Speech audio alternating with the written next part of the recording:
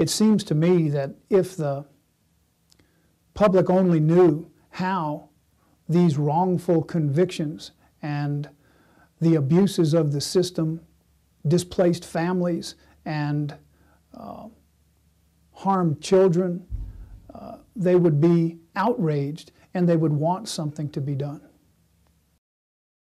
People take some comfort nowadays that, look, if in fact somebody's in jail for something that they didn't do, that DNA evidence is going to exonerate them, and in fact they're seeing those things on television, when in fact, unfortunately, A, DNA evidence does not always exist in a case.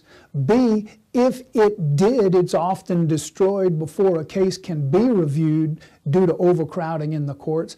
And I guess more importantly, there are so many people out there convicted based on circumstantial and very weak evidence that never get the benefit of DNA analysis or something that can exonerate them when their conviction was based upon conjecture, speculation, or hopes that they have the right person. For those people, there's no hope. They die in prison, and their families are without them forever.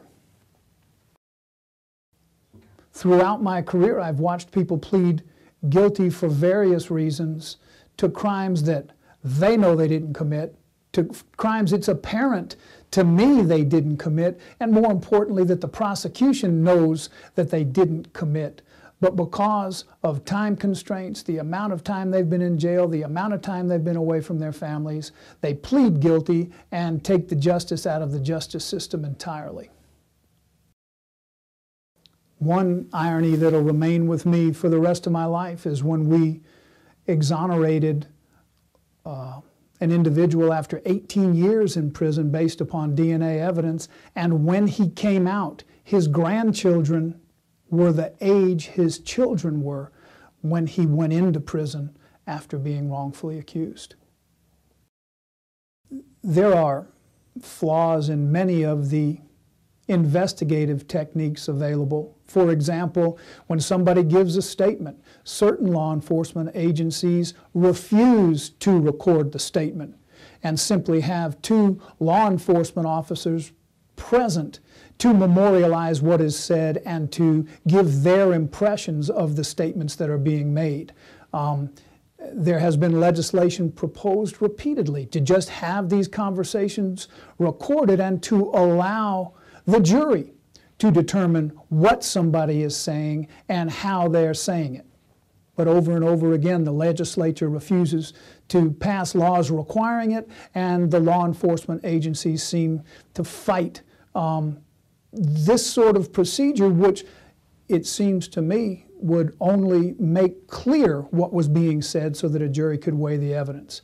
It's horrible that we can't get these things passed, and defendants are being convicted and kept in jail because of somebody's perception as opposed to what was actually said.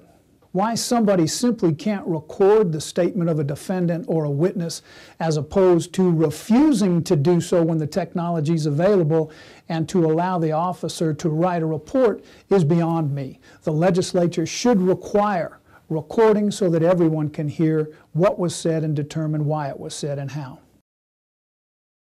And sadly, the cures for these flaws exist, and they are out there, and they've been known for decades. Yet legislators, prosecutors, and law enforcement officers refuse to implement them and refuse to level that playing field. Quite honestly, the way our system is designed can work perfectly. It's the abuses and the flaws that have worked their way into the system that cause the devastation to families and these wrongful convictions and draconian sentences. Unless and until the public demands fairness in the criminal justice system and addresses these flaws and inequities, people are going to be wrongfully convicted and families are going to be destroyed. The only way that anybody is going to make these changes and put due process back into our system is to approach the things that are being done as though they were happening to you.